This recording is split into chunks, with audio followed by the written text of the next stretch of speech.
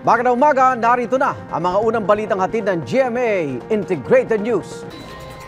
Umakyat sa bagong record high na 14.35 trillion pesos ang utang ng Pilipinas ayon sa Bureau of the Treasury.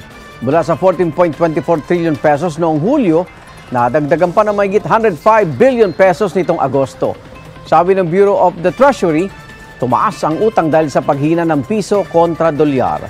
Sa kabuuang inutang, mahigit 68% ang inutang sa loob ng bansa, habang halos 32% naman ang inutang sa ibang bansa. Naghahanda ng ilang probinsya para sa epekto ng Bagyong Jenny sa bansa. Sa Cagayan, nagpatupad na ng no-sale policy at fishing ban ang lokal na pamahalaan. Itinali na ng mga mangingisda ang kanilang bangka at inilagay na sa mas mataas na lugar. Pinatutupad din ang liquor ban. Sa bayan ng Bagao sa probinsya, inaayos na ng mga guro at ang mga libro at importanteng dokumento para hindi mabasa sakaling manalasa ang bagyo. Sa Dilasag, Aurora, ilang araw nang hindi pumapalaot ang mga mangingisda. Mataas na po kasi ang mga alon. Pinagbawal din muna ang pagligo sa dagat. Sa probinsya naman ng Isabela, pinatutupad din ang liquor ban sa ilang lugar bilang paghahanda sa pagdating ng bagyo. Daog naman ang pagbilad ng mga palay ng ilang magsasaka dahil sa pabugso-bugsong ulan. Sa Cabanatuan City naman sa Nueva Ecija, bumuhos na ang malakas na ulan. Tumagal ito ng halos 20 minuto. Bumuhos din ang ulan sa Samal, Bataan at kahit huminto na, nanatiling makulimlim ang langit. Dalawang magkasunod na aksidente ang nangyari sa EDSA Ortigas kaninang madaling araw. Yan ang unang balita live ni James Agustin. James! Good morning. Nagdulot ng matinding traffic yung magkasunod na aksidente nga na naitala sa EDSA Ortigas flyover kaninang madaling araw. Wasak ang harapan ng isang kotse matapos bumangga sa mga plastic at concrete barrier. Nangyari ang aksidente mag-alas 4 ng umaga, pagbaba ng EDSA Ortigas flyover southbound. Galing daw ang driver sa Cubao at pauwi na sa Muntinlupa. Nagtamo siya ng mga gasgas sa tuhod at binti. Nakaidlip daw siya habang nagmamaneho. Dahil sa aksidente, 1 oras at kalahating hindi nadaanan ng carousel bus, ang EDSA busway. Bumigat din ang trapiko sa EDSA southbound. Parang napapikit ako, hindi ko alam. Siyempre, pababa, hindi natin lang masiguro yung ano. Napapikit ako, nagugulat na lang ako eh. Wala lang. Kamusta naman ho kayo? Okay lang naman. Sugatan naman ng 2 sakay ng motorsiklo matapos mabangga ng ambulansya sa EDSA Ortigas flyover northbound pasado alas 4 ng umaga. Tumilapon ng motorcycle taxi rider, maging ang kanyang pasahero na ihahatid sana sa Cubao. Hindi na humarap sa camera ang driver ng ambulansya. Pero kwento niya, may sakay silang pasyente na dadalhin sa ospital. Nang bigla raw pumreno sa harapan ng rider kaya niya ito nabangga. Dito lane ng takbo ko eh. Kasi ingat na ingat ako dyan eh. Malalakit na kang ano dyan eh. Nabigla na lang kami, tumilapon na lang kami. Ako, napansin ko, gumugulong na lang ako. Hanggang sinayaan ko na lang. Buti sa helmet na to, naingatan yung ulo ko.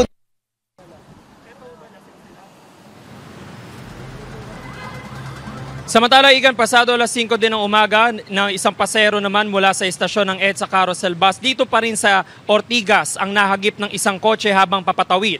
Hindi siya inintuan ng nakahagip sa kanya pero ang problema hindi rin siya dumaan sa tamang tawiran. Nilapatan naman siya ng paunang lunas na rumespondeng ambulansya. Alas 5:30 kanina umaga, Igan, nang matanggal na yung mga kotse at mga sasakyan na na-involved doon sa aksidente. At ito po ngayon yung sitwasyon dito sa EDSA Ortigas southbound. Maluwag pa naman po yung traffic dito doon sa flyover, bagay masikip yung traffic ayon sa MMDA Metro Base. Yan ang unang balita mula po rito sa Mandaluyong. Ako po si James Agustin para sa GMA Integrated News. Normal na ulit ang ilang serbisyo ng PhilHealth sa linggo matapos ang ransomware attack sa kanilang sistema. Sabi ng PhilHealth, maayos na ang kanilang corporate website, member portal at e-claims. 5 sistema naman ang inaayos pa. Patuloy ang investigasyon ng mga otoridad sa ransomware attack.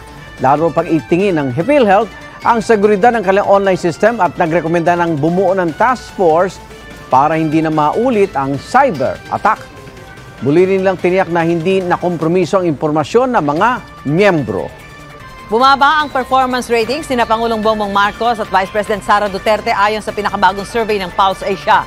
Sa survey na ginawa nitong Setyembre, 65% ang nagsabing nasisiyahan sila sa pagganap ng Pangulo sa kanyang mga tungkulin. 71% naman na nagsabing nagtitiwala sila sa Pangulo. Pareho yang mas mababa kumpara sa approval at trust ratings noong Hunyo. Si Vice President Sara Duterte naman nakakuha ng 73% na approval rating at 75% na trust rating. Pareho ring mas mababa kaysa sa mga nakuha niyang ratings noong Hunyo. 1,200 adults ang sumagot sa survey na ginawa noong September 10 hanggang 14. Sinusubukan pa namin kunin ang mga pahayag ng Pangulo at ng pangalawang Pangulo tungkol sa survey. Nawalan ng tirahan ang ilang taga-Isla Puting Bato sa Maynila dahil sa malalakas na alon. At yan ang unang balita live ni Nico Wahe. Nico? Igan, good morning. Nilamon nga ng tuluyan ng dagat ang ilang bahay sa isang bahagi ng Isla Puting Bato sa Tondo, Maynila. Hinampas muna ng alon bago nasira ang mga bahay.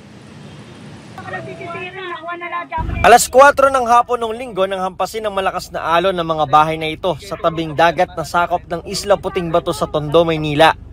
Makikita ang isang bahay na tumagilid na. Ang ilang residente, kanya-kanyang salbas sa kanilang mga gamit. Kagabi, pinuntahan namin ang lugar na nasa video. Heto na ito ngayon. Wala na kahit isang bahay ang nakatirik. Tanging mga bakas na lang gaya ng mga gamit at kahoy ang natirang palutang-lutang sa dagat. Kwento ng isa sa mga residente na si Edward na itali pa raw nila ang mga bahay pero hindi rin kinaya. Yung bahay dito, nakakapit siya rito. Tapos, yung inayos namin poste, bumuka siya. Bumuka ng ganun. Tapos pagbuka niya, yun bumaksak na siya dahan-dahan. Kasi pag bumaksak yung isa, damay lahat kasi magkakadikit eh. 12 bahay daw ang dati nakatayo sa bahaging ito ng Isla Puting Bato. Sa 15 taon daw na nakatira sila rito at sa dami ng bagyong dumaan, ngayon lang daw nagiba ang kanilang mga bahay. Pero posible raw na dahil sa kalumaan na, kaya hindi na kinaya ang mga alon. Mabuti na lang daw at walang nasaktan ng inanod ang mga bahay. Yung pagkabaksak niya, kinuha namin mga bata kasi maraming bata rito eh. Iniligtas kagad namin mga bata eh.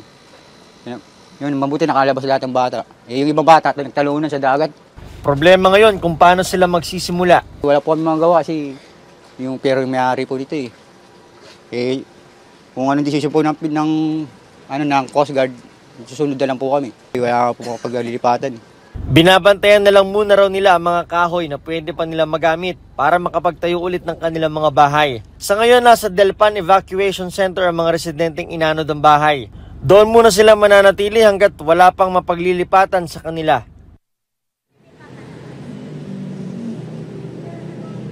Igo, nandito kami ngayon sa Delpan Evacuation Center kung saan nga pansamantalang tumutuloy yung mga residenteng nawalan ng bahay sa Isla Puting Bato. Ay kaalis lang din ng MSWD ng Maynila na nagpakain dito sa mga evacuees. 12 pamilya o 57 individual ang nandito ngayon. Live mula rito sa Maynila, ako si Nico Wahe para sa GMA Integrated News. Napuyat ang ilang residente sa Cagayan dahil sa pagbabantay sa pagdating ng bagyong Jenny. Pabugso-bugso na kasi ang pag-uulan doon. Live mula sa Cagayan, may unang balita si Jasmine Gabriel Galban ng GMA Regional TV1 North Central Luzon. Jasmine? Susan, sa mga oras na ito, ramdam na ang epekto ni Bagyong Jenny sa iba't ibang bayan dito sa probinsya ng Cagayan. Dito sa bayan ng Santa Ana, simula pa kaninang madaling araw, ay ramdam na ang malakas na hanging dala ng bagyo. Magdamag na naranasan ang pabugso-bugsong pag-ulan na dulot ni Bagyong Jenny sa ilang bayan sa probinsya ng Cagayan, kabilang ang Claveria. Mahangin, ma'am. Pero hindi naman tuloy-tuloy, pabigla-bigla lang. Mag-aalauna ng madaling araw kanina nang bahagyang tumila ang ulan. Si Aling Maria, hindi na raw makatulog sa pangamba na umapaw ang ilog sa kanilang lugar. Hindi pa man daw sila nakaka-recover sa pinsalang dulot ng mga nagdaang bagyo. Panibagong bagyo na naman ang kanyang pinaghahandaan. Kahit gabi na nandito pa rin ako sa labas, nag-aantay ng darating na bagyo. Siyempre, natatakot po kami dito sa tubig dito sa ilog. Sa patuloy na paglapit ng Bagyong Jenny, 10 bayan ang isinailalim sa areas of concern, kabilang ang mga bayan ng Santa Ana, Apari, Gonzaga, Santa Teresita, Bugay, Ballesteros, Sanchez Mira, Santa Praxedes, Claveria at Gataran. Yung northeast and northwest namin ang nakakaranas ngayon ng light to moderate Napag-ulan na, sir. rains pa. Simula pa kahapon, nagpatupad na ng no-sailing policy sa mga baybayin sa probinsya. Pinag-iingat naman ng otoridad ang mga residente sa posibleng landslide.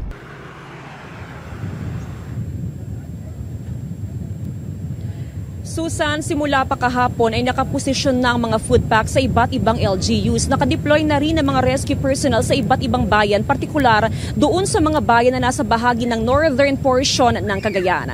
Yan muna ang latest mula dito sa probinsya ng Cagayan. Balik sa iyo, Susan. Maraming salamat, Jasmine Gabriel Galban. Tinalakay sa pagdinig sa Senado ang panukalang dagdagan ng buwis sa mga junk food at matatamis na inumin. Sa isa pang pagdinig na ungkat ang umano'y maling paggamit ng pondo ng dalawang commissioner ng Commission on Higher Education. May unang balita si Mav Gonzalez. Sa pagdinig ng Senado sa panukalang 2024 budget ng Commission on Higher Education o CHED, naungkat ang reklamo kaugnay sa dalawang CHED commissioner dahil sa umunoy misuse ng government funds at pang-aabuso sa kapangyarihan. Merong reklamo na yung ibang commissioner daw namin ay kung mag-hold ng mga board meeting ay masyadong marami, masyadong madaming taong kasama, kaya masyadong magastos para sa state universities and colleges. Meron din hong reklamo na yung kanilang mga galaw, pag-ikot nila sa mga university. I'm like really laglag sa upuan ko siya. Medyo may mga extravagant gifts pa involved. I want to put on record that the reason I bring this up is because we cannot tolerate this.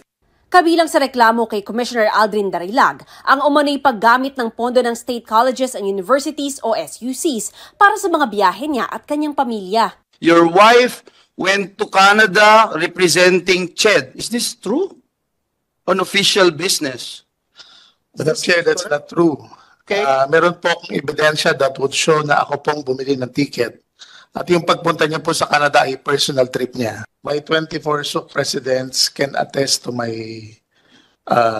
practice of holding board meetings and also my integrity as a commissioner.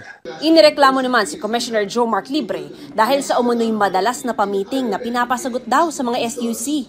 All of the letter appears to be part of the organized attack on the integrity of yours truly. Second, Madam Chair, regarding with all of the conduct of the board meetings, those are actually with official travel. And in fact, that's actually the request of the respective SUCS presidents. Monthly meetings? There are actually requests, Madam Chair. Nasa kalahati raw ng 24 na SUC sa ilalim niya ang nagkakaroon ng buwanang meeting. Nagmi-meeting ho ba kayo sa mga hotel? All of the board meetings are actually conducted in SUCS conference rooms. We can furnish you the copy of that, Madam Chair. So yung none in the hotels, Madam yung Chair. monthly na sinasabi niyo. It's actually in respective SUCS. So wala kayong gatherings in other areas? None, Madam like Chair. hotels? None, Madam Chair. We can furnish you the copy of that. So never ka nagpatawag ng meeting na kailangan nila pumunta sa mga resort? None, Madam Chair. Ano pong mga internal safeguards ang isinasagawa ng CHED para maiwasan yung mga korupsyon na inaakusa sa mga complaint po na iyon? Meron kaming mga resolution at saka meron kaming memorandum sa komisyon kung ano mga dapat na gawin at hindi gawin ng mga chair designate ng mga SUC boards. So ang aming requirement ay dapat sumunod doon ang mga chair designate. Ilalagay ko po sa memorandum na pag hindi sila sumunod, tatanggalin ko po silang chair designate. Pinapadala rin daw ng CHED sa Executive Secretary kung may reklamo laban sa mga opisyal nila.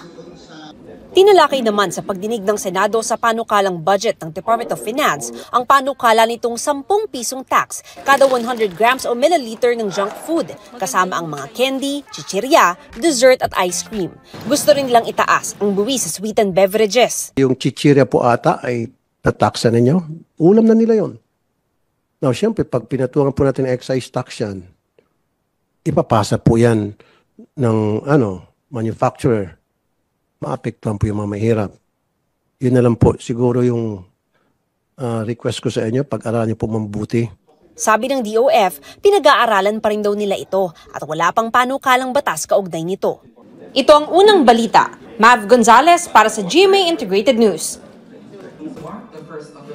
Sa pag-engganyo ng Department of Tourism sa mga banyaga na bumisita sa Pilipinas, aminado ang DOT na isa sa problema ang sumbungan kapag nagkakaaberya sila sa Pilipinas.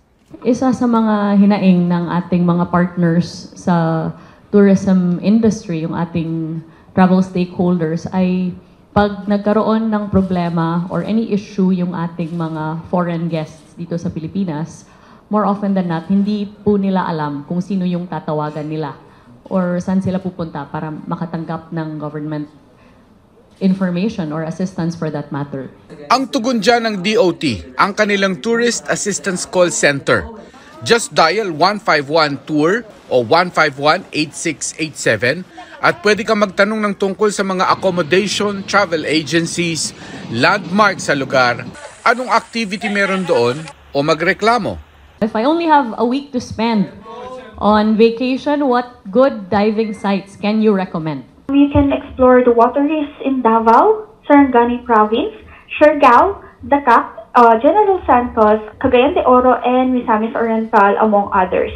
Tinanong si Secretary Frasco kung magkano ang kontrata ng Tourist Assistance Call Center na ito. At ito ba'y lalawak pa? The procurement for the Tourist Assistance Call Center has gone through competitive bidding, and all the documents pertaining to the procurement process has been published in the DOT website, and you're welcome to visit the website for all the details. For the record, could you tell us how much? Yes, the bidding documents were published on the website, and you're welcome to visit the website to obtain the details of the procurement. 24/7 daw mag-ooperate ang call center pero 8 pa lang ang call center agents na sasagot sa mga turista sa ngayon. The effort will be to expand on the number of agents in the weeks and months to come. I can assure you, however, that since we have procured the services of a professional agency to handle the calls, that they have been sufficiently trained and armed with all the necessary information. English at Tagalog pa lamang ang kaya ng Tourist Assistance Call Center agents.